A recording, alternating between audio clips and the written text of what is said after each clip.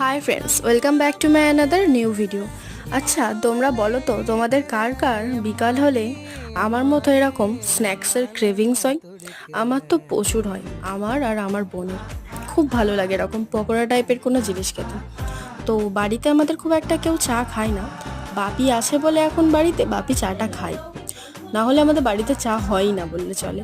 তো বাপির জন্যই চা করছিলাম, তো তার সাথে মনে হলো একটু ফ্রেঞ্চ ফ্রাইস টাইপের করা যেতেই পারে। তো ওই জন্য বসে পড়লাম ফ্রেঞ্চ ফ্রাইস রেডি করতে।